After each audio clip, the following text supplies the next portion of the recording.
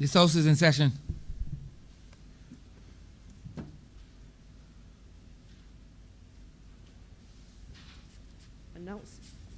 Announcements by His Honor the Speaker.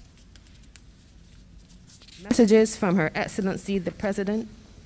Petitions, papers, government notices, private members' business, notices of questions, reports from select committees, first reading of bills, statements by ministers, congratulatory and/or obituary speeches, personal explanations, motions for leave of absence, oral replies to questions, notices of motions for the adjournment of the House on matters of urgent public importance, orders of the day.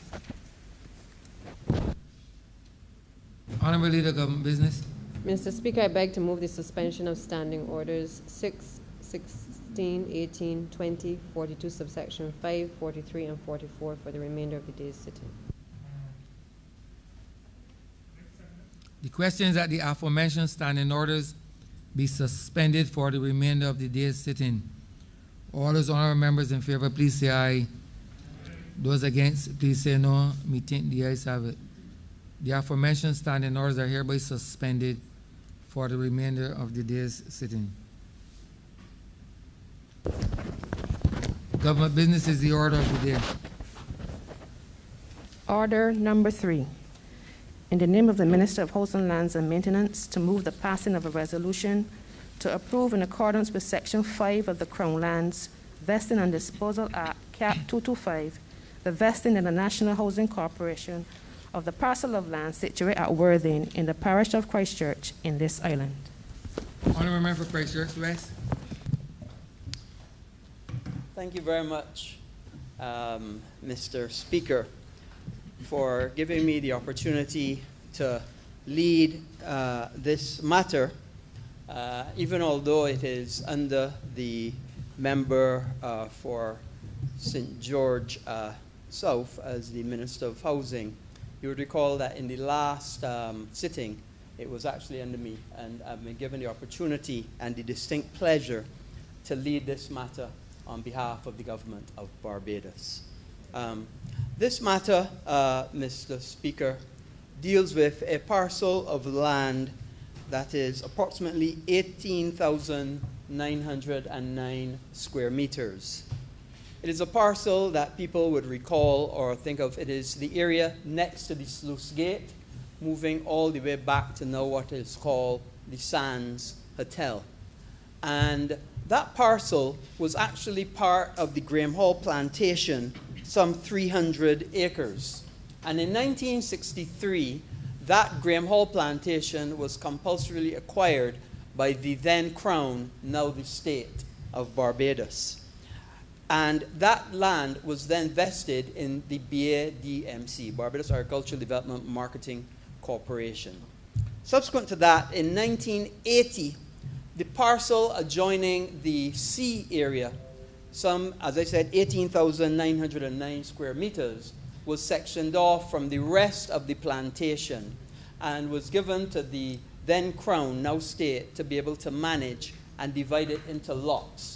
It is essentially 22 lots that are there, and the State has managed those lots from that time to now.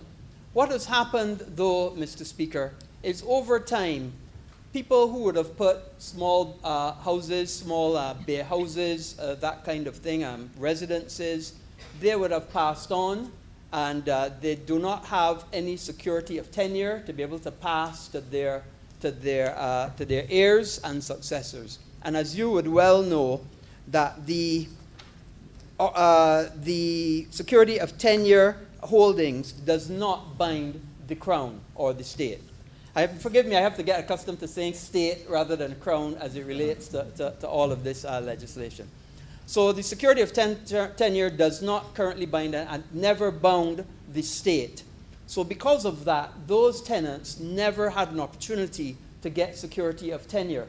And what has happened is because they can't get security of tenure, they cannot approach a financial institution, they don't have an opportunity to repair and maintain, they cannot transfer it to their heirs in a good and proper way. And then a lot of them were also non-compliant with their rents and all sorts of things were happening with respect to this particular piece of land. So what we did is we went to Cabinet with the suggestion that the National Housing Corporation, that this area be vested in the National Housing Corporation so that the National Housing Corporation would then be in a position to regularize these tenancies, bring them and give those people who are currently in good standing, give them tenure so that they could be able to access loans, improve their properties, and make the whole area a much improved and a much better property that is already adjoining a very popular tourist district in the constituency of Christchurch South. So what essentially we are hoping that they will be able to do is not only regularize the tenancies. It is the intention that once both houses agree to this vesting, that the National Housing Corporation will be able to terminate unauthorized and non-compliant users.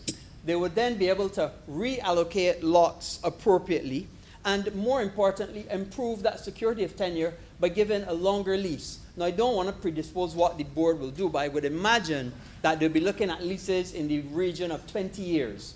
Because a 20-year lease would be given as good collateral for a banking institution to then give to that person holding that lease to be able to improve their properties. And let's be real.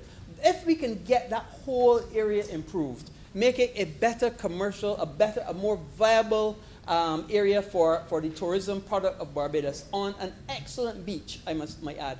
And you've got to remember as well, this particular area suffered very, very badly when they had the problems of the South Coast Sewage Project. You would recall, Mr. Speaker, under the lost decade of the last administration, when they could not get that South Coast sewage area fixed, with sewage flowing in the streets of this country, with people all over offering travel advisories. The people of that area suffered badly because it was right in front of their properties, right in front of the restaurants, right in front of their homes that problem was happening. And on top of it, when they started to release that into the ocean, then they couldn't even use the beaches.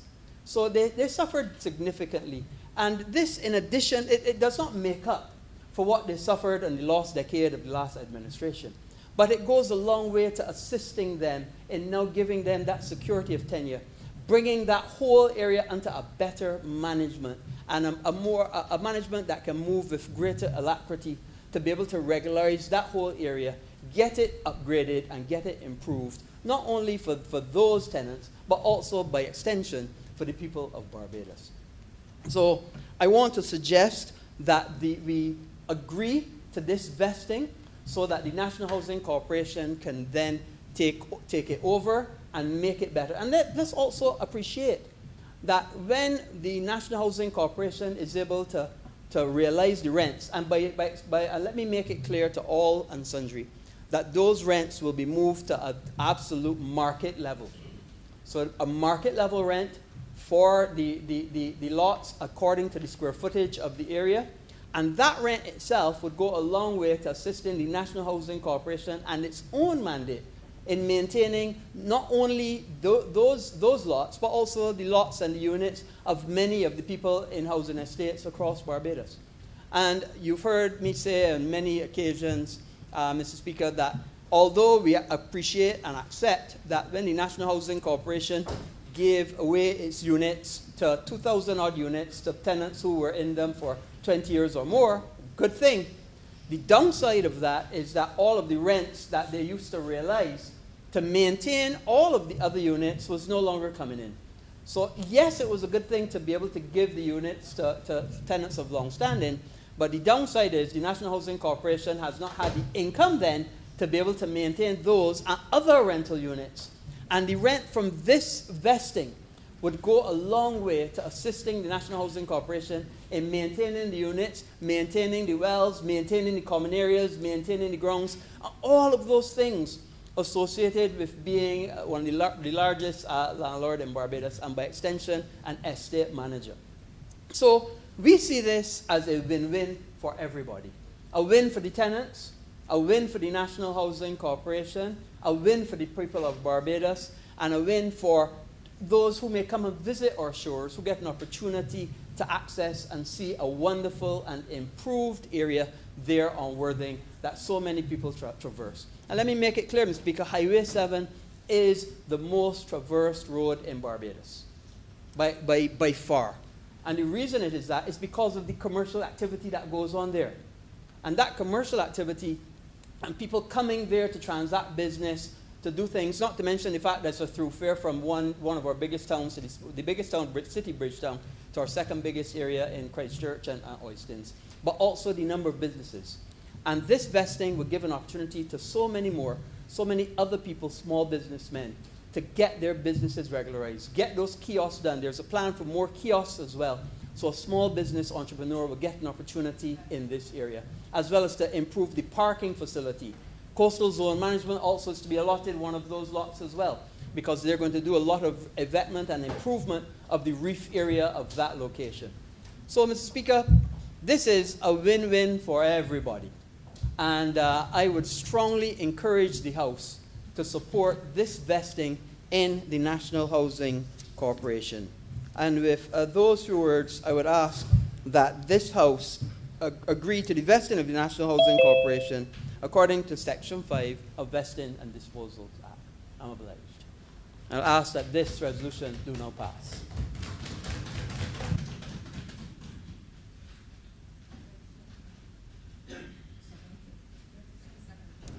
Beg to second. Mr. Speaker, I beg to move the suspension of the sitting for 10 minutes till 10:45, please. The question is that this honorable chamber be suspended for 10 minutes. All those honorable members in favor, please say aye. Those against, please say no. Me think the ayes have it. This honorable chamber stands suspended for 10 minutes.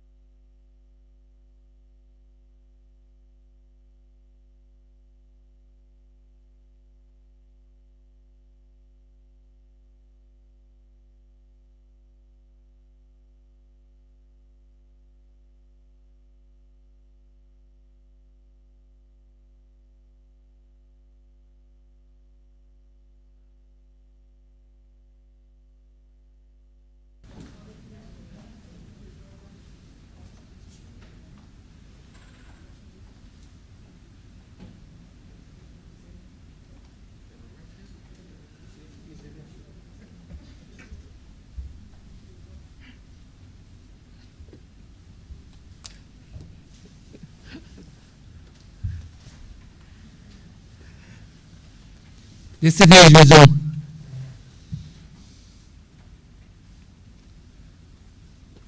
Honourable Member for St. Michael East. Thank you, Mr. Speaker. And I just want to extend to my colleagues, the government, my brothers and sisters in this parliamentary session, my deep appreciation, at least to be in the company of those who I see here with me today, and that the general public has made a decision, and I always rest my confidence in the broad masses of Barbados when fundamental decisions are made like this. So regardless of who intellectualize on these matters, the mechanism which we have for determining who should be and who should not be, the mechanism had worked most efficiently in the last general election. So we'll have a lot of debate, sir. But I am more concerned, sir, with when this party reached the stage, the progressive stage of becoming a republic, I am concerned in seeing creative ideas and a reflection on the traditional lines of many of the policy guidelines on different aspects of public issues. Sir, today we speak about housing, and I'm not going to be critical of housing because I am fully aware that the minister is not present. But he did indicate to all of us that his intention is to bring quantitatively a housing policy that will stretch way beyond anything that we've ever seen before. And I'm sorry that he isn't here to participate in this debate, because sometimes I believe that the concept of housing is too stereotyped, the concept of land distribution is too stereotyped, and we need to expand the debate on housing, at least to respond to what the majority of Barbadians are talking about. When I talk with the majority of Barbadians, I am not really just generalizing, but there's the number of categories of Barbadians, ex-prisoners, ex-inmates of the mental, unemployed young men, especially in the middle of this crisis. They all work away, the family feeling additional pressure, they add to the numbers, so men turn into building something in order to survive in the circumstances. I am saying that these indicators beg for a more expansive discussion on the issue of land and on the issue of homelessness. The homeless is not only Ninja Man. The whole homeless is a large percentage of the Barbadian population, not deriving from anything that this government has done, but deriving from our experiences in the history in which I don't even know if we inherit, the history in which we were coerced into becoming part of. I really figure that by now, regardless of what the particular subject is, as long as it gives us a relevant link to wider a wider generalized debate on housing policy, we are at a point immediately in a Republican, at a time when we become a republic, we are at a point now that we should look back on all of these traditions and enter into a debate that is more universal than anything that we have ever had before on public issues, especially if we're going to be running a theme through our, at this stage, through our entire development of knowing who we are. The housing policy has just emerged over the years. The land policy has just emerged over the years, and we have not done much to at least utilize land for specific purposes. We have not gathered the kind of enthusiasm and the inspiration that would enter into other aspects of landlessness and homelessness, even within individual communities across Barbados. As I say, one of the most important things that anchor a person's life is being a landowner. Being a landowner, nobody don't like to go to sleep at night, and we don't know what the landlord can do tomorrow morning, even when you're up to date with your land rent, and you've been living on the land for 30 years. All your children are now mature children and everything, and the landlord comes out about it just because he's not satisfied with something that you did, or just because he's just a miserable landlord and tell you got to leave the land. So I am begging, and I believe I am a mirror of what is happening out there on the ground, all of us in our individual constituencies, and I hope the new minister would hear us, even though he's not present.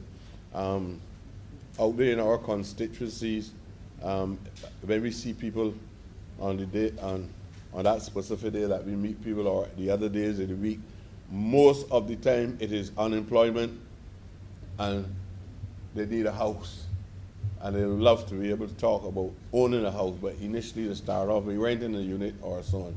So I figure that the land policy is shortchanged at this particular time, and I just want to send that signal that is going to be a very major debate. So apart from policy, it is about execution of policy, and the manner in which we select land sometimes for housing, and how some constituencies find it difficult to get land space. They don't have the land space in the specific constituencies, and therefore, while the pressure, the demands are coming from a specific location, there's no land space in that area that would allow us to keep the people within the community in the area that they react in, that they interact in, but also into an area that their families and everything live for considerable time. And because of the way in which the policy goes, it scatters the family all across Barbados. And I think that is an issue that we need to pay some attention to.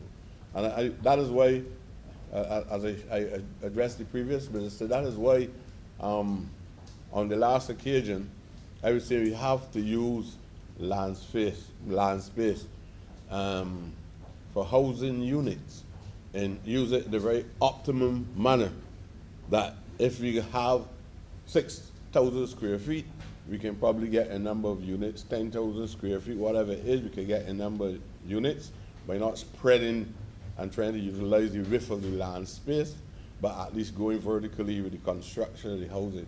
So I hope that, I don't want to take it outside the perimeters of what I discussed prior at another meeting.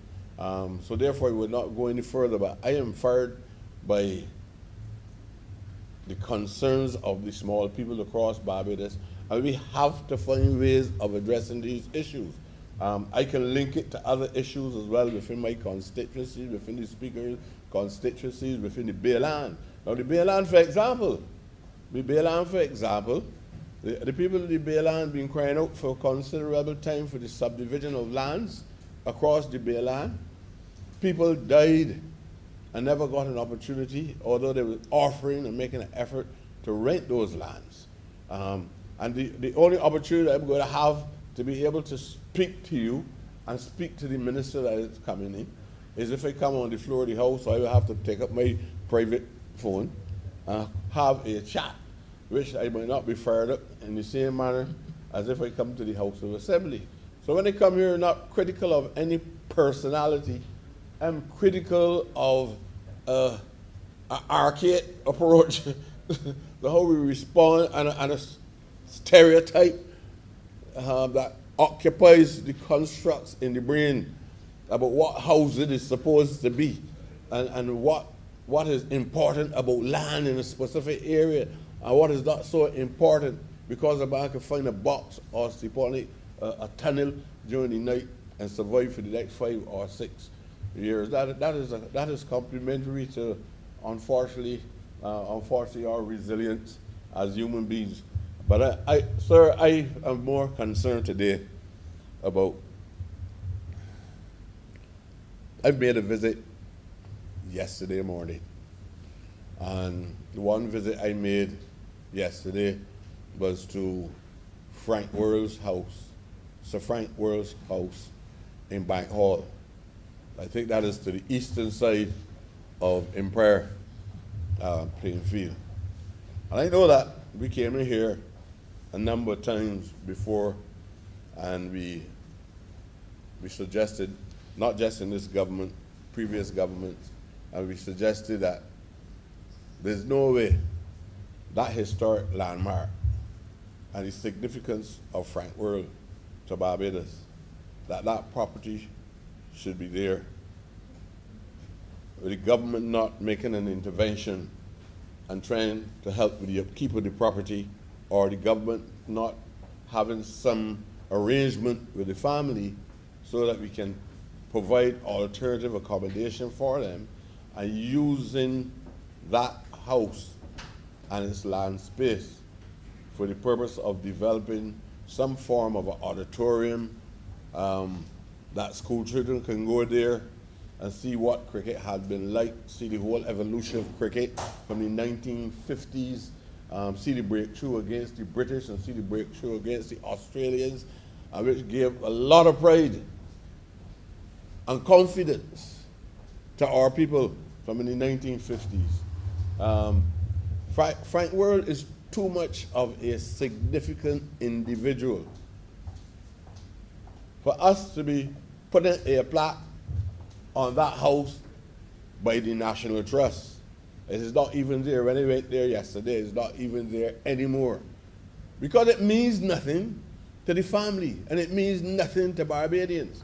There are too many houses across Barbados, properties where the National Trust puts up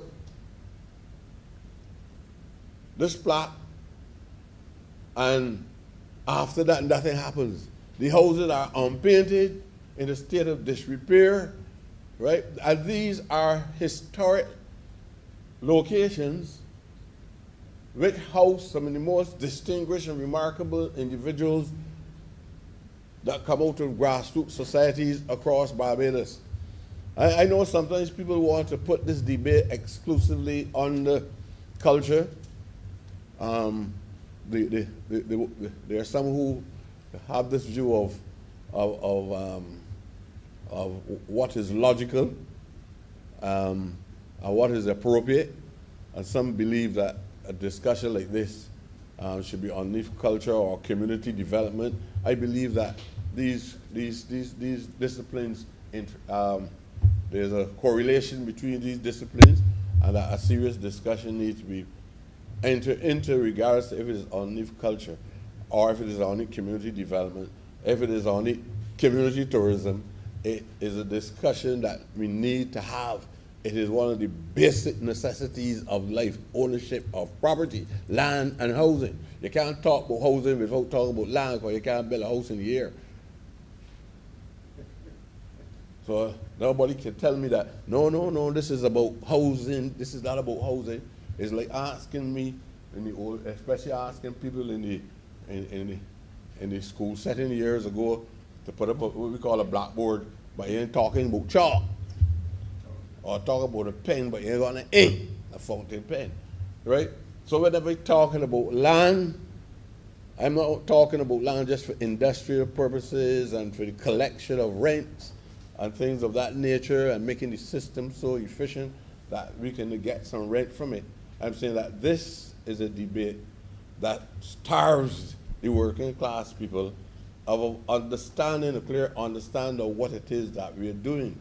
I really would like to just put the initial discussion up front in relation to what will come in the future, especially out of the office that I am responsible for, which is reparation and economic enfranchisement. You will be hearing some discussions on that property that is owned by the World family in Bank Hall. And I'm sure that my friend from St. Michael's West who is the parliamentary representative, even without having a discussion with him, I'm sure that he would be in full agreement with me that something ought to be done on that location. Frank Worrell is the first West Indian cricketer that, in fact, is the first captain of the West Indies cricket team. And you must always remember the series in England, and you must remember the series in Australia. Mr. Speaker, you might feel that I know nothing about cricket, but many people think so. But I really want to see something done. Cricket is so significant to the Barbadian. Look, Jamaica might have the music, Trinidad might have footballers and music as well, but Barbados was always in the forefront of West Indian cricket. West Indian cricket is like a weapon against an enemy. The militancy of the fast bowlers in the Caribbean, which is something that is still very much part of our culture. You have to answer, say, what was responsible for the pace of Gilchrist, what was responsible for the pace of West Hall, all of these people. What was responsible for the genius of Frank Worrell, the grace, the manner in which he played cricket as though it was a musical instrument in his hands. The way he glided. And the honourable member of St. James South? Central. I don't know if you know anything about a late cut-off flicking. Huh? You know what he says? But these are men that were not only cricketers, these men are artists. These men are artists. These men, we need to etch the name of these men, especially in communities where there's a sense of enemy in those communities where nobody seems to believe that there's any opportunity in life. These men broke through in the 1950s. And I said in here before, when Frank Worrell exhibited the skills, and when Frank Worrell became the first captain of the West Indies cricket team, Eric Williams said, a victory for Worrell and the West Indies is a victory for the PNM. You have heard me say that in here before. It meant so much to our people. We cannot allow that house, and you cannot allow that family to remain in the state that they're in, and we can put it to useful purpose. I saw in Scotland, in Edinburgh, Scotland, I saw a small auditorium, couldn't hold more than 50, but students and visitors would go there just to see birds migrate from Scotland. Paid money and went in. Obviously, you have other attractions there. What is wrong with having something that could have the capacity to have enough land, about 75 persons going there, and schools carrying children there, and we can look at the old material, the old recordings, video recordings from the 1950s and see what it is that these men had that we don't have now. And the same thing goes for Sir Gary Sobers, his home in the Bayland. It should never be in that state. This government, that is a Republican form of government, have cut ties with the influences of colonialism. I believe we should now have a vision where we have these important landmarks of outstanding Barbadians in the heart of the community. People drive through there, and young men and women born in the area don't know that Sir Gary Sobers lived there, grew up there, and played cricket on the Bay Pasture. These young men out there don't know that Sir Gary Sobers' brother lives there and is still very much alive. There's nothing there to mark the house. And then the man is a national hero. Well, these are significant issues. I didn't really want to stretch the debate because it can go a lot further than that for me, because I know what these men mean to me, and I believe that there are many others who subconsciously these men would have inspired their lives, but they don't, or they might not, as I said, subconsciously, or even unconsciously, right? But these men did what they did for the Caribbean can never be repeated in modern times. It was a breakthrough. It was a breakthrough against Britain. We can beat them in a war, but we played them at that level and showed them that we had superior endowments. They can only superior endowments and the creativity in which we showed at that specific time. Sir, I don't know how long I have to speak, but I want to turn my attention, it might be a little hoppy, but I want to turn my attention to the housing policy as it relates to some units that are being constructed in Hackett Hall, between Hackett Hall 2 and Barker's Road. I understand how eager it was for us to get rolling, but all the indicators are coming true that we have not been rolling. The revolutions are relatively slow, the rotations are relatively slow. And the housing policy, in my view, is dragging along. I don't believe it's at the level of ministerial responsibility. I don't know if it's at the level of that unit core that is part of the bureaucracy of the land. Because I know of issues related to lands all in my area, and the tardy conversations that has stretched almost over my entire stay as parliamentary representative of St. Michael's East, and that is over 20 years. These people sometimes talk to you, and the excuses that they give you is totally contrary to what is happening at the ministerial level. You have a clear vision of what you want to see, and you believe all that they're responsible for the means of taking you there.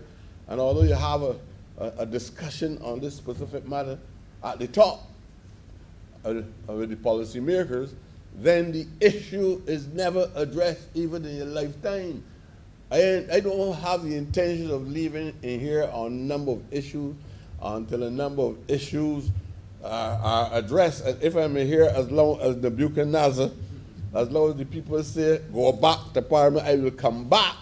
If they do it, well, I will have to stay outside. But I would love to know that within this 5-year term, which the people in St. Michael's East has given me against all the predictions, both internal and external, right? And gave me with a relatively good victory, although I don't have the cash in my pocket to do things that other people might do. I don't know who did what or who did not, right? But I need to be able to say it at some point in time that these are the things that I said I will do for you, and I would like to do them. That housing policy in Hackett Hall, that housing program in Hackett Hall, I don't know if it is an example of what is happening all across, because I was very concerned about what the Polytechnic was doing, what the Vocational Training Board was doing. How comes all of these masons and carpenters were coming to me?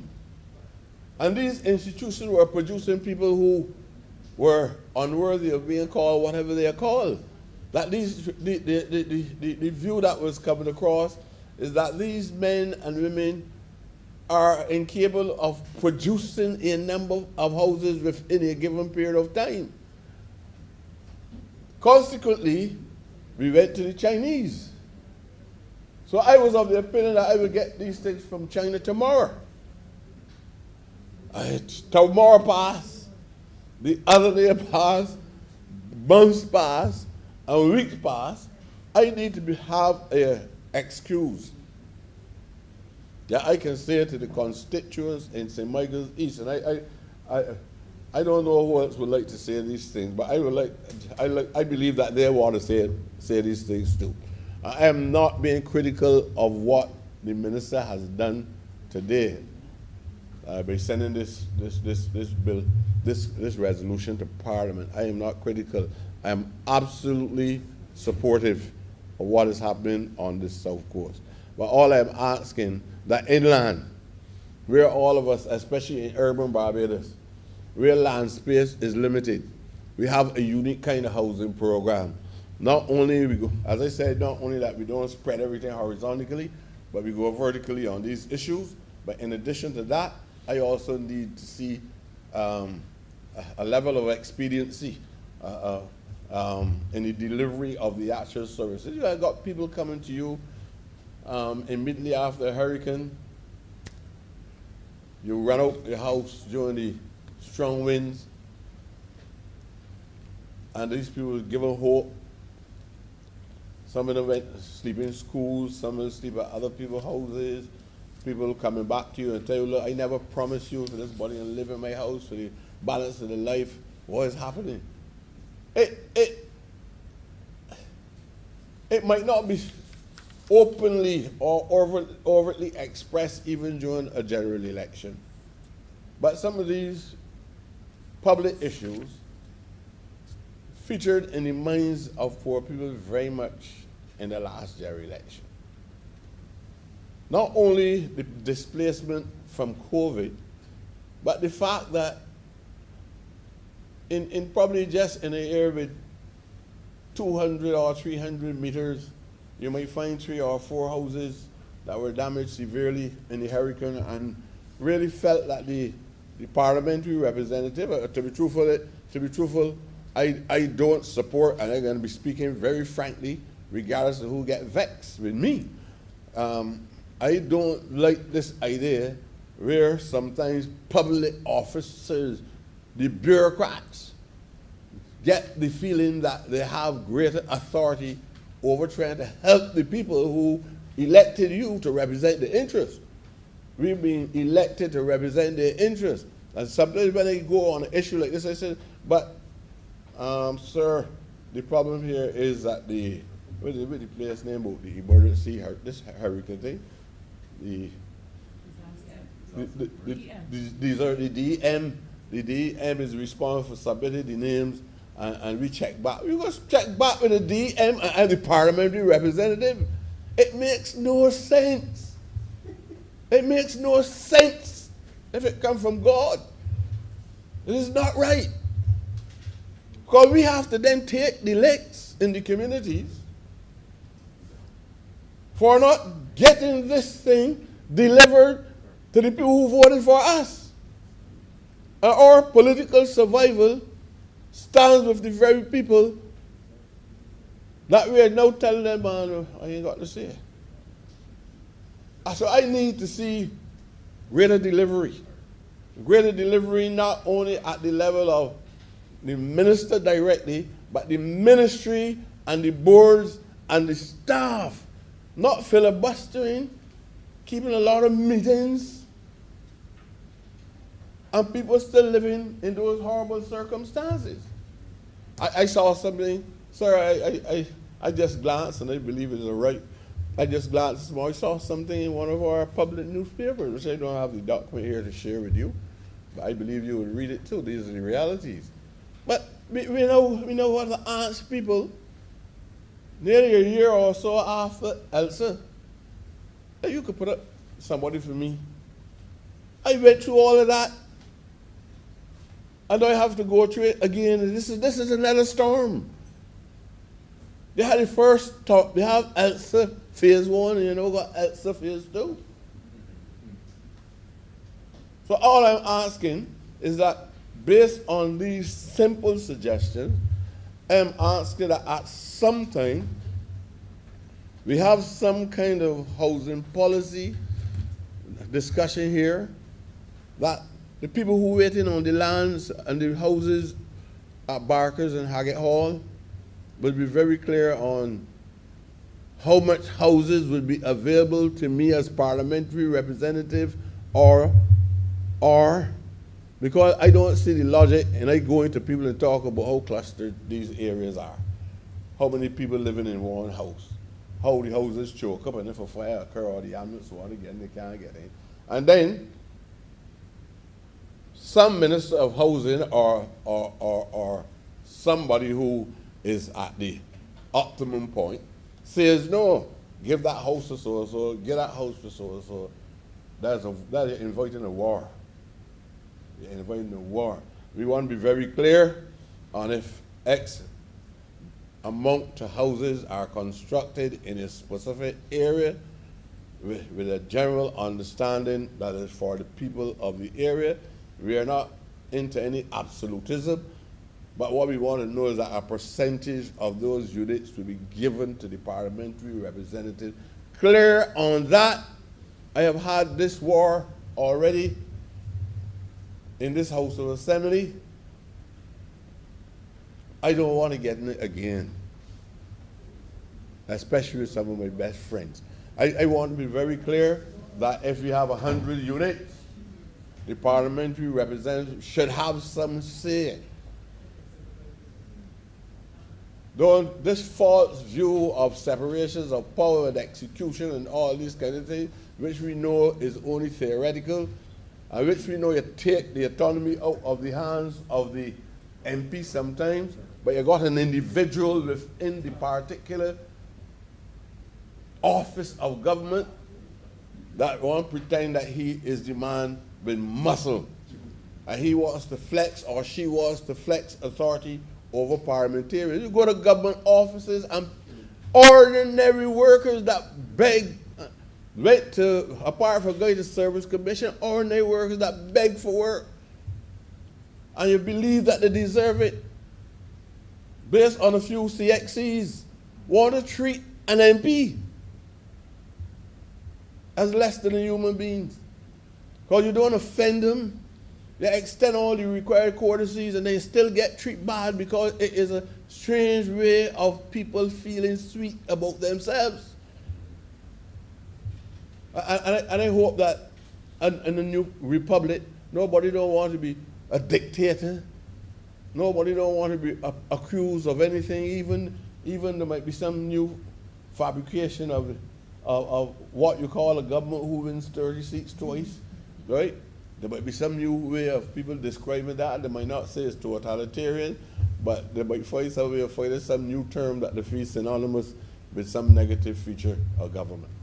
All I'm asking, sir, is that I hope that I've titillated the minds, especially of the former minister and the present minister, of the need for us not to have always have a top-down approach to government policy. But if it is top-down, when it comes down and it comes here, I'm going to speak my mind without any reservations whatsoever. Sir, I fully support this resolution, and I just send those simple messages, hoping that it will contribute to the government formulating a new policy, and especially in a not post-Republican, but in a government now who holds Republican status. Thank you, sir. Honourable Member for St. Peter. Thank you very much, Mr. Speaker. I first would need to, because I've been raised to be grateful, to thank the people of St. Peter for again expressing confidence in me to come to this place to represent them and to share with the Honourable Chamber and to share with the country what their views are on the matters that we discuss and debate in this Honourable Chamber. I am grateful for their support, and I say through you, Mr. Speaker, to them that I do not presume on that support. I do not take it for granted. I know they expect me to continue to represent their interests in this place. Today we are debating, discussing the matter of the vesting of the property as described by the Honourable Member for Christchurch West. That land in the area of Worthing, not very far from this place where we meet today. And I want to speak very briefly, but within the context of a reality that faces us as a country, and that is we see among our people an increasing tendency to entrepreneurship, wanting to establish, manage their own businesses, their own ventures. We also see a development which is referred to as the gig economy, where many persons no longer have that feeling that they would want to work for any single employer for 30 years and then go home with a lounge chair, maybe a TV, sometimes a watch, but would prefer to sell their services to particular purchasers for periods of time and then move on. And whenever I speak about the gig economy, I'm reminded of some good counsel that I got from the Honourable Member for St. Michael South Central on how that economic activity should be viewed. But I want to locate my comments on this resolution within that context: entrepreneurship, the move to the gig economy, the feeling, particularly among younger people, that they would want to be craftsmen of their fate in a more real way than those of us who maybe were around independence or just after independence talk about being craftspersons of our fate. Now, the south coast of Barbados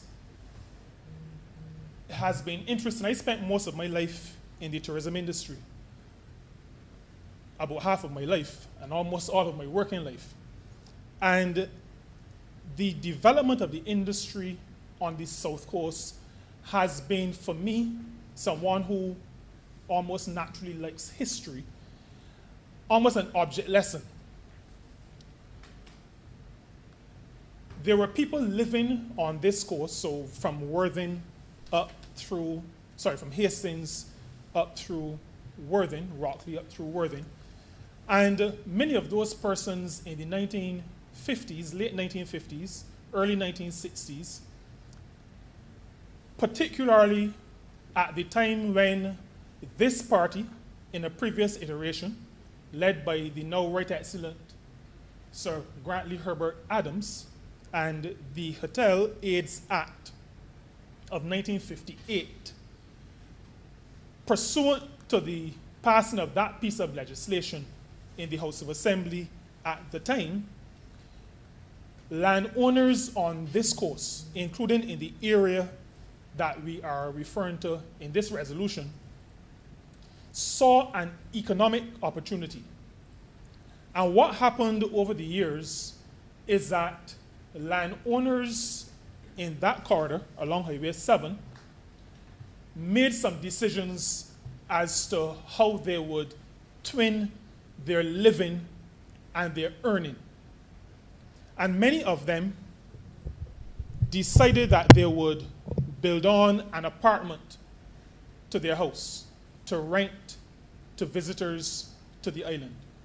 Some of them actually moved out of the area and decided that they would convert their residences to apartments. In those days, they would put in a stove and a little fridge, and we used to call them self-contained apartments. And that is how the tourism industry on the accommodation side had its genesis, particularly on this South Coast corridor, Hastings, Rockley, Worthing. And that, Mr. Speaker, I share because it speaks, in my mind, to vision. While it does speak to vision based on people who had means, so they had the ability to do what they did because they had the land, but I'm using that as an object lesson to say to us that development can be organic. Development can take place based on opportunities that present themselves. And I strongly agree with the Honourable Member for St. Michael East, both what he said today and some things he said in the past.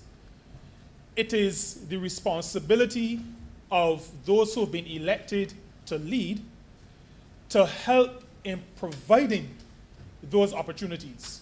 And that is the reason why I began by indicating that many of those opportunities arose out of legislation passed in this honorable chamber in 1958, the Hotel AIDS Act. And sometimes there's a feeling that the general public may not understand the significance of what we do in this place. And I think it is always important to remind all of us that what we do here impacts people, impacts their views on life, impacts opportunities that may present themselves, and impacts the way that they're able to take advantage of the opportunities. And I say take advantage, meaning that they grab hold of the opportunities and use them for their own development, for the development of their relatives, their families, and ultimately for the development of their societies and their countries. Legislation passed in this place and resolutions passed in this place allow for an orderly development. So there's the provision of opportunities that people can use, and we have evidence of it. I spent quite a bit of my working life on this coast as well, including at a property right next door to the one being debated today, that area, that segment of property in Worthing. And I can say to you that in this location, in these locations, there are tremendous opportunities. And it is for government, including this government that I have the privilege to be a part of, to fashion legislation, resolutions that contribute both to providing opportunities, but also that lend themselves to the orderly development of people and of enterprise in this country. Now, most of the activity on this course is commercial. Some of it, almost all of it, tourism related. Some of it accommodation, but much of it non-accommodation, commercial activity, restaurant, shops, craft, and various other types of business. And as I think about this and contribute to this debate, I'm reminded of what I consider maybe in the last government, that is the government that ended its tenure at the end of last year, one of the most significant pieces of legislation, that vending bill piloted by the Honourable Member for St. James Central.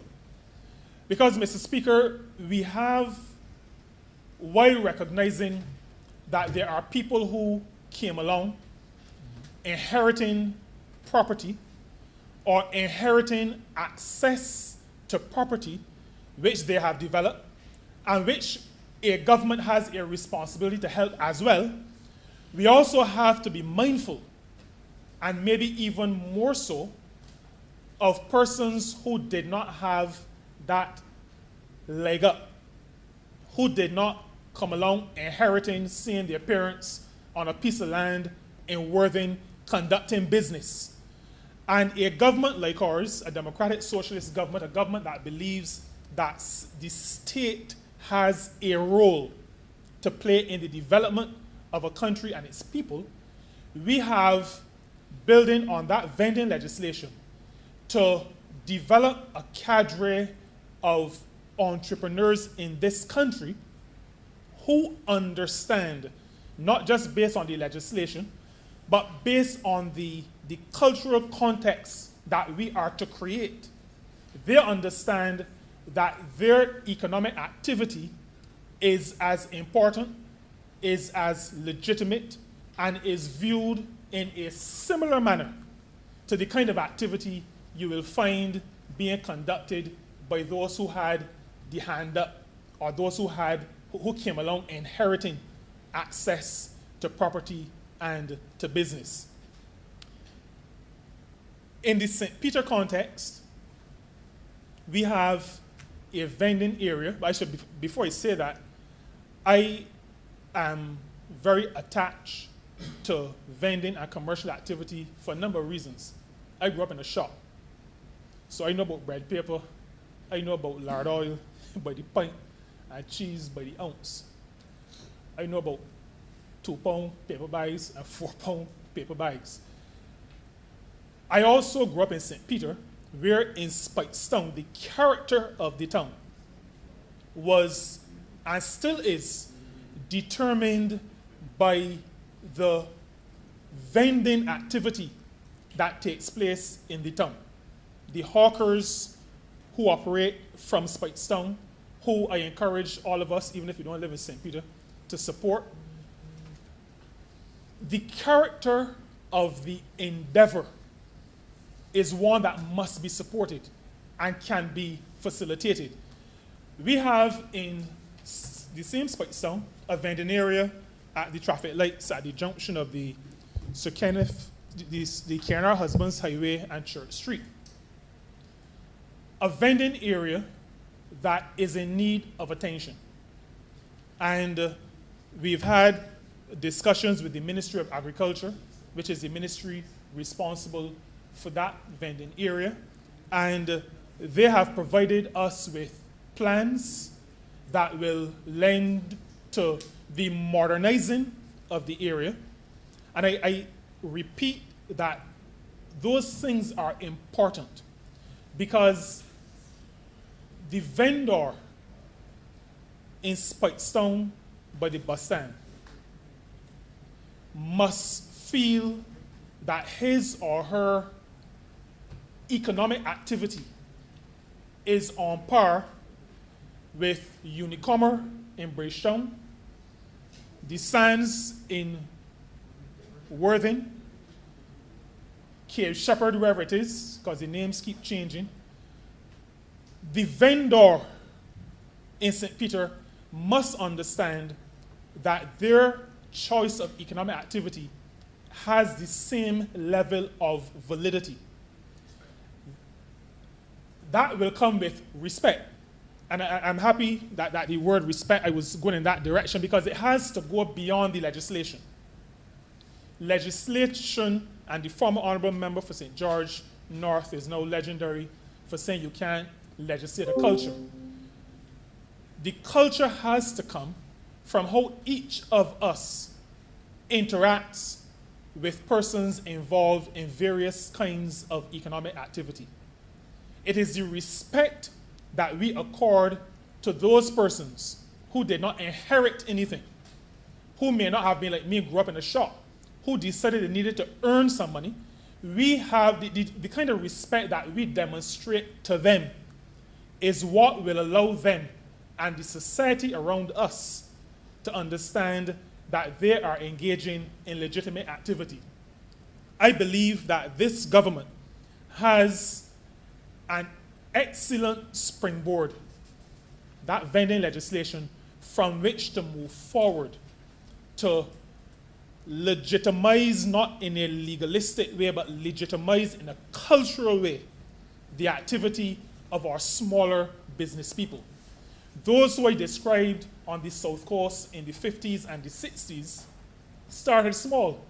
Some of those, I'm not talking about small as in with a stall, but I'm talking about small as in with a house spot, and maybe a house with 2 or 3 bedrooms. Many of those 2 or 3 bedroom houses became, and I was part of a company, the Honourable Member for St. James Central remembers it. He, I almost said benefited, but he was attorney in a transaction where a house that was a 3-bedroom house became a hotel of 48 or 49 rooms. That kind of development, though maybe not by people who look like us, I believe that we have to take object lessons from what happens around us.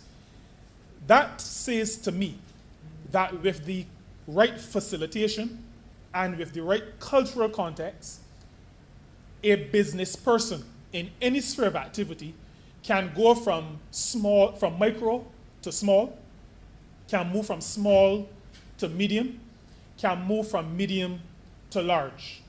And we have to inculcate in our people that because you start micro, because you start with a stall, does not mean that 30 years on, you still have to be with the stall. If the stall is what you like, then that is fine. But a person must be able to know that they can develop. There must be, right. If you like stalls, you can end up with stalls in a whole number of places across the country. And you can manage them just like Mr. Tudor did with the shops back in the day. You can establish them wherever you want to establish them. Our people must understand that development is possible. And they must be assured that government will use the means at government's disposal to assist them in moving forward. I am happy to be part of a government that has done things like establishing trust loans. Trust loans. Even the name makes me emotional. Because as I said, I grew up in a shop. I know about people trusting. And to establish trust loans tells me, and that is one of the reasons why I'm proud to be part of this government and the party that forms the government. It tells me that we understand our culture and the importance of connecting to the cultural heritage. But we've established trust loans. The Honourable Member for St. Michael South Central did tremendous work in starting to move organizations like Enterprise Growth Fund into the modern era. You know, we've established the vending bill. This government understands development. And the resolution that we debate this morning has within it, in terms of its history and its development, some lessons that will say to us we can develop, and we can develop in an orderly manner. We also have a vending area in Six Men's in St. Peter. And we are in the process now, working with Barbados Tourism Investment, Inc., of transforming that vending area. Again, because government has a role. Government has a role and a responsibility, beyond the role, a responsibility to help those who need the assistance. And so the ladies and the gentlemen who operate from Six Men's in some things that look like shacks that were transported there because somebody at some place in the country didn't want them anymore. We got to go past that. And I won't use the word war like the Honourable Member for St. Michael East, but there will be vigorous debate to make sure that that work which was started under the former Minister of Economic Affairs, the Honourable Member for St. Michael South Central, that continues. We've received an artist's impression of what a developed area, a redeveloped area will look like, and we look forward to developing the area so that the vendors in that area can feel proud about the facilities that have been provided for them. People treat sometimes to facilities given the standard of the facility. It happens sometimes. It is a human thing, and we have to accept that. I mean, we try to change it, but when you're given something that it looks tacky, the feeling may be that, you know, you don't treat it as well as if it were something a little bit nicer. And we intend, Mr. Speaker, to make sure that our vendors have good facilities so that they can feel proud about the activity within which they in which they engage. I'm also happy that the Honourable Member for St. James Central has extended to us who represent the people of this country the opportunity to identify some locations in our constituencies where vending zones can be established. And I think that, I am harping on this because as I examine the development of what we call big businesses in this country, I realize that they did not start where they are now. I, while president of the Barbados Hotel and Tourism Association, commissioned the publication of a book on the history of tourism in this country and understood how we moved from inns and taverns and beer houses and guest houses to some of the larger edifices that we now have as tourism accommodation product. I also remember, while working on this course, remembering that in the location where Sugar Bay is now, that is where I worked for a number of years, that was a house, and part of it was a swamp. I remember the history. Cave Shepherd burnt the rubble, including old bicycles by persons who were actually seeing it, were put into that place in the late 1960s. And now on that property, you have 150 rooms. Or development, or transfer of land, or vesting of land must have strategic intent. We must start understanding where we intend to go. Our intention, as far as I'm concerned, is to make sure that our people who now feel like they are confined to either micro or small businesses, our people must understand that their future can be medium-sized businesses, large businesses, or a network of small businesses if that is what they desire. But they must understand that when we come to this place, when we come to debate resolutions and enact legislation, we come in their name, and we come to put into effect, into legal effect, structures that will move them from where they are to where they are dreaming of going.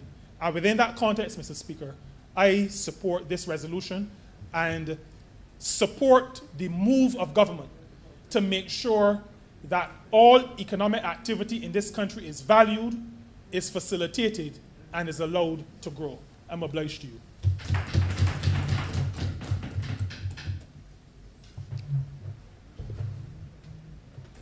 I remember saying for Christchurch West. Thank you very much, Mr. Speaker, as I move to wrap up this debate. First, let me thank all those honourable members who spoke, both the member for St. Michael East and the member for St. Peter. And first, let me address the matters raised by the member for St. Michael East. Very clearly to state, and I do remember the Highgate Hall discussions. It takes me back to when he was, in fact, in estimates of in the previous session, when he brought it to the attention of the Ministry of Housing that that land, in fact, was there and had been acquired when the then David Thompson was alive. It was his father's or his relatives' land, and we were able to access that, and they've started building 12 units, 3 quads are on that property, are supposed to go on that property. The foundation is about, I would say about 70%. I visited it on the weekend. The foundation is about 70% complete, and I have no doubt that the Minister of Housing will press on in earnest to get those 12 units completed on that one side of the land. The other side, roads were put in some time ago, and I would imagine, again, some quads would be able to be facilitated there. I would imagine another 12, so they should have 24 housing solutions on that whole stretch of land.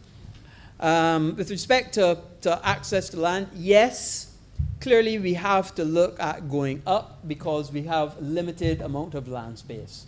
That is obvious. But there's always a balance as to how high. The problem is when you go to what we call a high rise, then it means that you have to put in elevators because you can't expect people to walk upstairs more than four flights. Elevators mean maintenance. Elevators mean that they break down. They have problems when they break down, and then people living on the higher levels, when the elevator is out of use, cannot get up to them, and they have difficulties with that, and high rises create their own problems. I actually like what we call the mid-rise. So the mid-rise is a housing solution that goes 4 stories and no more, pretty much like what you see in Country Park Towers there in the constituency of St. Michael West. And that means that for 4 levels, you don't need the elevator, you don't have that maintenance, and still you do a maximum utilization of the footprint of the land and changing the density utilization for what you're using the land for. So yes, it's something that we have to look at for sure. The Habitat for Humanity says that we are seeing more of urbanization. People want to be in urban areas as opposed to rural areas. The reason being, they want to be near the facilities. They want to be near the best restaurants. They want to be near a better bandwidth for internet, better electricity. So people generally gravitate to urban areas, and they anticipate that by 2050, 60% of the world's population will actually be living in urban areas as opposed to rural areas. And then, of course, you always have the balance between agriculture versus housing. And on a small island like ours of 166 square miles, I should be talking about square kilometers, as my honourable member would suggest. I just can't remember what the square kilometers is. Maybe you should tell me. I think it's 400 and something square kilometers of the island. 431 square kilometers of the country of Barbados. But with a small island like ours, it's always a delicate balance between the use of land for agriculture versus the use of land for housing. And of course, in the early days, people used to have much more, rather than the nuclear family, the extended family. And multiple people used to live in a small accommodation. Now everybody wants to have their house. And I understand that. So therefore, the greater need for housing and the push and pressure on the National Housing Corporation and by extension, the building of houses is important. And that's why we as a government have committed to building in our manifesto 10,000 housing solutions over the next few years. And we are committed to that, and we're looking for a pathway to be able to access that and get that done for the people of Barbados. I also want to commend the member for St. Peter who spoke as well, and he made it very clear that he grew up in a shop. I think he said that twice, and it made me think that I too grew up in a shop. I don't know if growing up in a shop is a prerequisite for wanting to come to this honourable house, but I do also remember the ambassador grew up in a shop as well, and there are many people. The former member for the city of Bridgetown grew up in a shop as well. I'm hearing that I grew up in a supermarket. I grew up in a shop, Mr. Speaker. And I know full well, and I heard the member talk about the 2-pound bag and the 4-pound bag.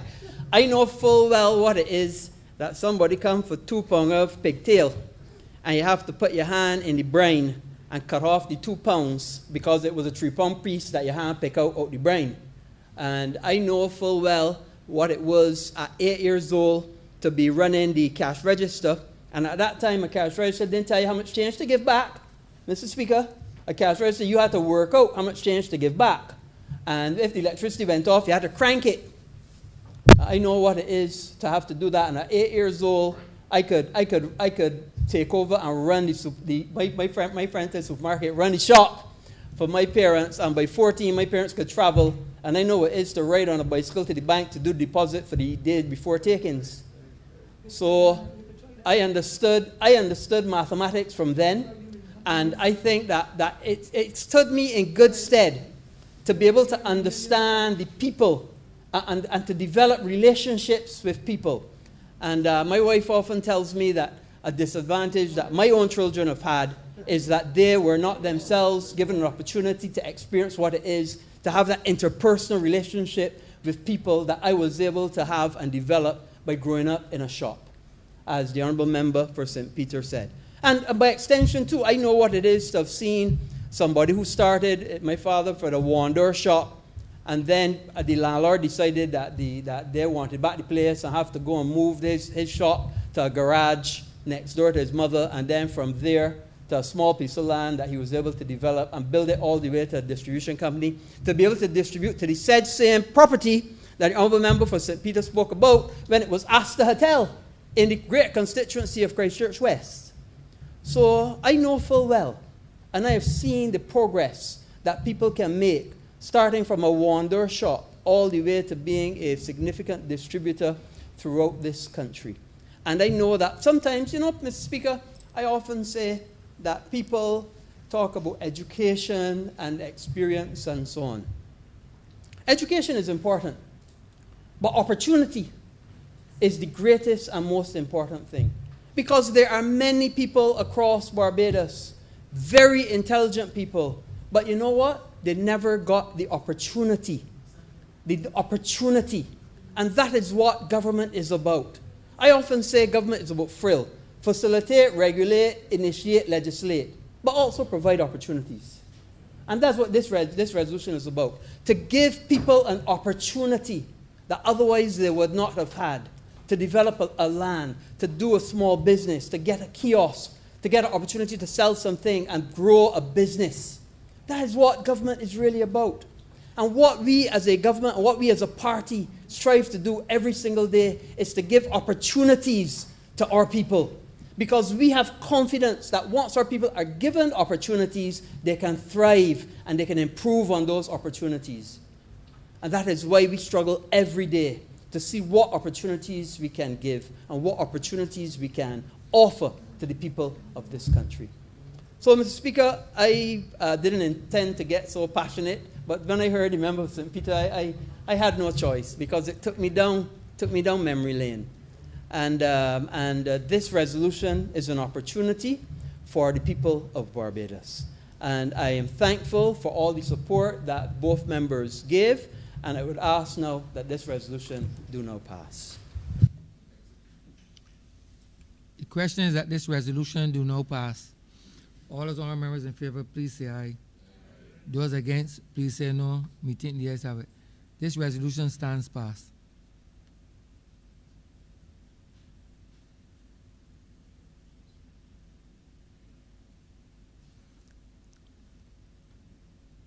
Honourable Leader, Government Business.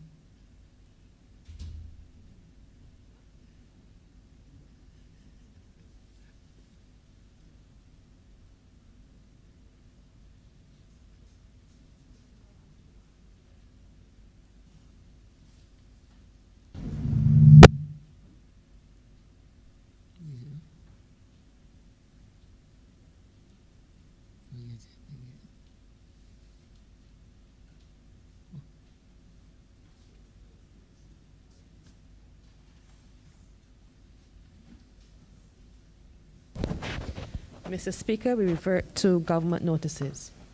Sorry, first reading of bills.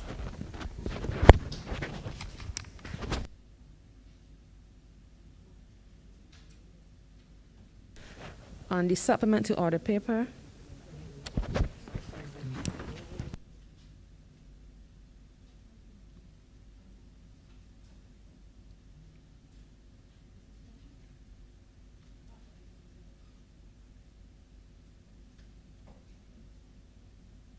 Honourable Christchurch East Central. Mr. Speaker, I beg to move the first reading of the final appropriation 2018-19 Bill 2022. Beg to second that. Question is that the aforementioned bill be read the first time. All those honourable members in favour, please say aye. Those against, please say no. Me think the ayes have it. revert to government business. Order number 8, to move the second reading of the final appropriation bill 2018 to 2019. Honourable Christchurch East Central. Thanks very much, Mr. Speaker. I wish, with your permission, sir, beg the chamber to be able to move a cognate debate for orders number 1 and order number 2 with respect to the appropriation bills previously laid for those years, as they are all inextricably linked, sir. The question is that order number 1 and 2 be part of a cognate debate as they are inextricably linked. All those honourable members in favour, please say aye. Those against, please say no. Me think the ayes have it. Thank you very much, Mr. Speaker. I believe that this will be a significant day in the life of this Parliament, sir, as we seek to reconcile a number of matters that we have done in this chamber already. The bills before this chamber, as you know, sir, as we've prepared every year with respect to the laying of our estimates, we've come to the Parliament, laid those appropriation bills. We have equally, sir, come here and settle all of our resolutions in relation to what we've done in response to COVID. I regret, sir, that throughout the last couple of years that we have not been as sharp with respect to bringing these appropriation bills here, and for that, sir, I beg the apology of honourable members. But we have done the people's business, and these just reflect our ability to come to the Parliament to say exactly what we have done in the context of the fiscal years and how they would have been impacted. And so, sir, with those very, very, very, very few words, I will beg to move, sir, that these bills be read a second time. I know we have to do them individually, but I beg to move that these bills be read a second time. So you have to do them individually, sir. Sorry, I beg to move that this bill be read a second time, sir. The question is that the aforementioned bill be read a second time. All those honourable members in favour, please say aye. Those against, please say no. Me think the ayes have it. Mr. Speaker, I beg to move that you do not leave the chair and the House resolve itself in the committee for further consideration of this bill. Beg to second. The question is that the Speaker do not leave the chair and the House resolve itself in the committee for further consideration of this bill. All those honourable members in favour, please say aye. Those against, please say no. We think the ayes have it.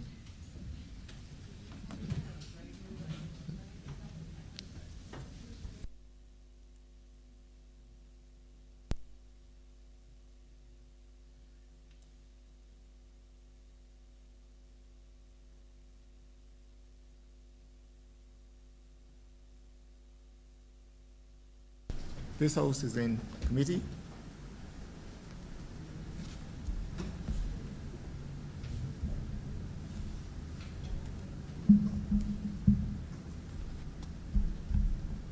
One. Mr. Chair, I beg to move that clause 1 stand part. Beg to second. The question is that clause 1 stands part. Those members in favor say aye. Aye. Those members against say no. Thinks the ayes have it. Clause 2. Chair, I beg to move that clause 2 stand part. The question is that clause 2 stands part. All those honourable members in favor, please say aye. Aye. Those members against, please say no. Thinks the ayes have it. Clause 3. Chair, I beg to move that clause 3 stand part. The question is that clause 3 stands Beg to part. second. The question is that clause 3 stands part. Those honourable members in favor, please say aye. Aye. Those honourable members against, please say no. Thinks the ayes have it. Clause 4. Chair, I beg to move that clause 4 stand part. Beg to second. The question is, clause 4 stands part. All those honourable members in favor, please say aye. Aye. All honourable members against, please say no. He thinks the ayes have it. Schedule. Chair, I beg to move that the schedule be the schedule to the bill.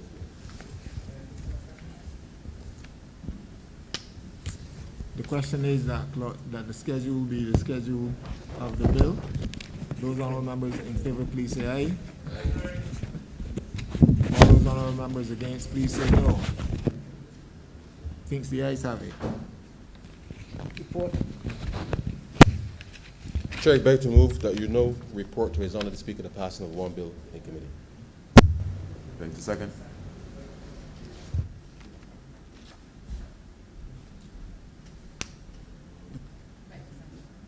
Somebody second? The question is that I do now report to His Honor the Speaker the passing of the bill in committee. All those honorable members in favor, please say aye. All those members against, please say no. Think the ayes have it.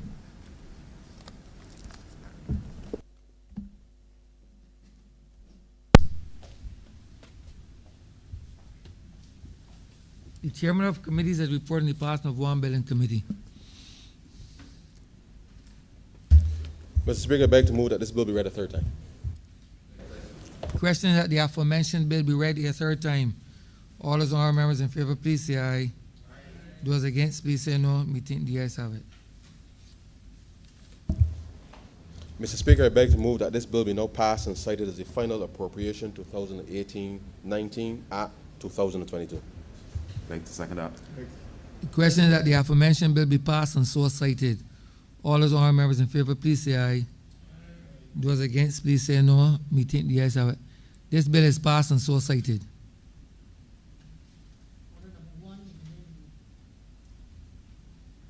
To Finance to move the second reading of the final appropriation bill 2019-2020. Mr. Speaker, I beg to move this bill be read a second time. The question is that the aforementioned bill be read a second time. All those honorable members in favor, please say aye. Those against, please say no. Me think the ayes have it. Mr. Speaker, I beg to move that you do not leave the chair and the House resolve itself in committee for further consideration of this bill. Beg to second. The question is that the speaker do not leave the chair and the House resolve itself into committee for further consideration of this bill. All those honorable members in favor, please say aye. Those against, please say no. Me think the ayes have it.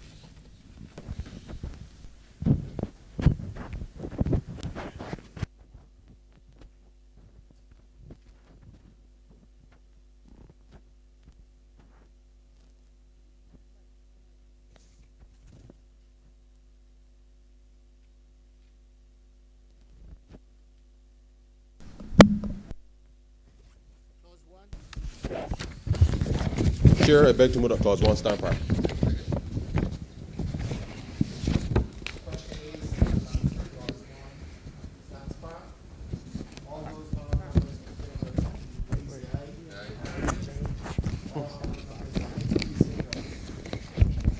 Clause 2. Chair, I beg to move that clause 2 stand part.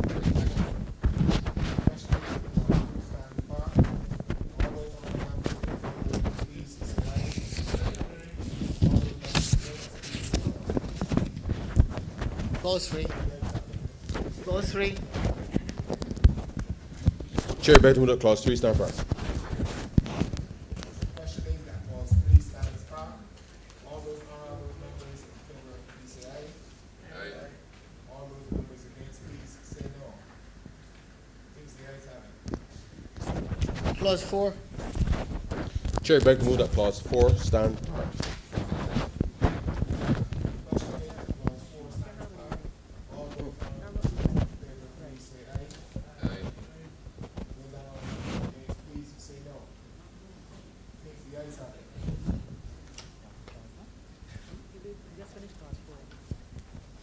The schedule. Chair, I beg to move that the schedule be the schedule to the bill. Question is that the schedule be the schedule of the bill. All those honorable members in favor, please say aye. Number 2 now. Those honorable members against, please say no. Thinks the ayes have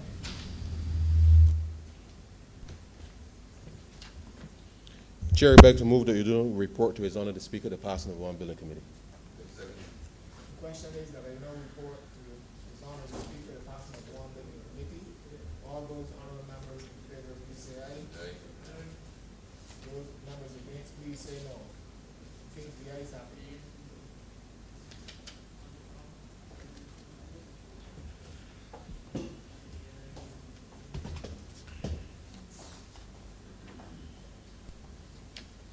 Of committees is reporting the passing of one bill in committee.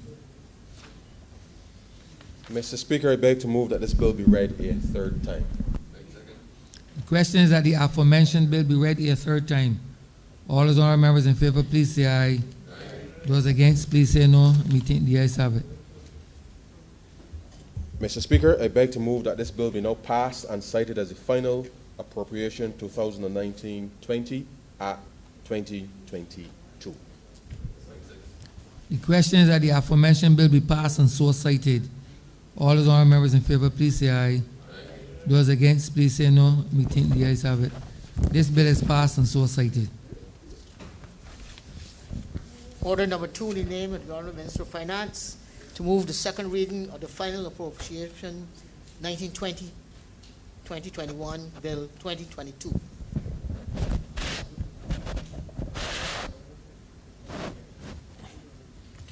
Mr. Speaker, I beg to move that this bill be read a second time. The question is that the aforementioned bill be read a second time. All those honourable members in favor, please say aye. Those against, please say no. Me think the ayes have it. Mr. Speaker, I beg to move that you do not leave the chair and the House resolve itself a committee for further consideration of this bill. The question is that the Speaker do not leave the chair and the House resolve itself into committee for further consideration of this bill. All those honourable members in favor, please say aye. Those against, please say no. Me think the ayes have it.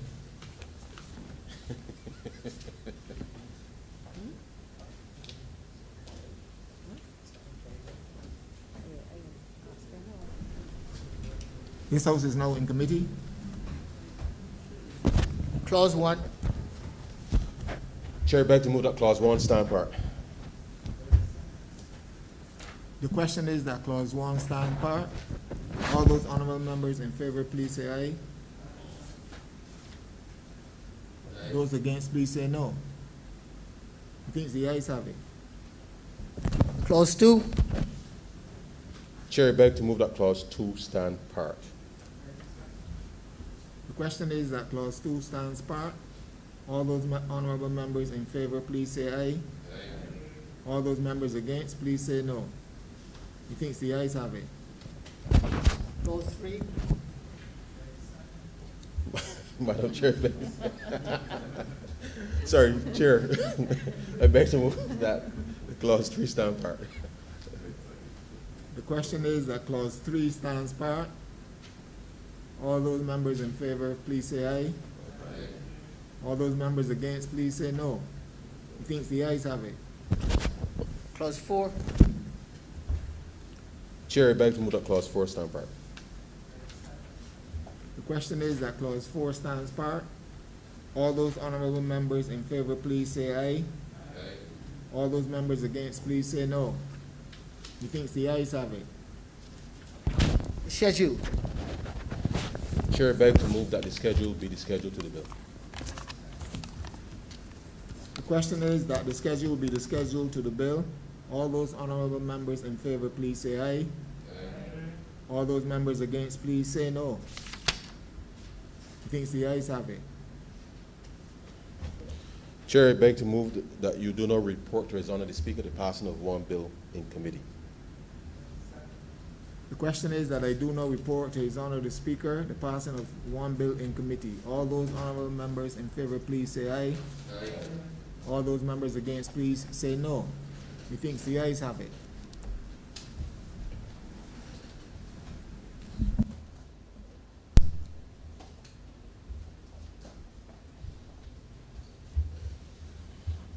The chairman of committees is reporting the passing of one bill in committee.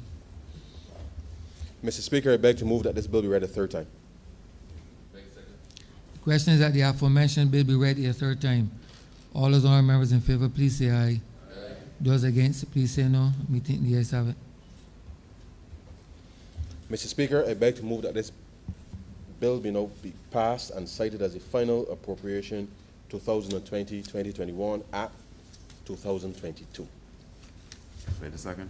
The question is that this bill be passed and so cited. All those honourable members in favor, please say aye. Those against, please say no. Me think the ayes have it. This bill is passed and so cited.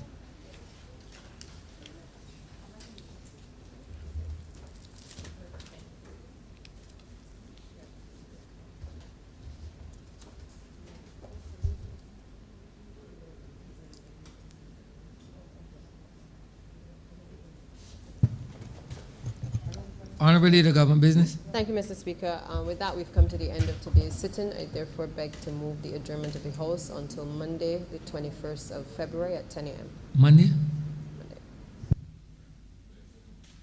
The question is that this Honourable Chamber be adjourned until Monday, the 21st day of February at 10 a.m. in the forenoon. All those honourable members in favour, please say aye.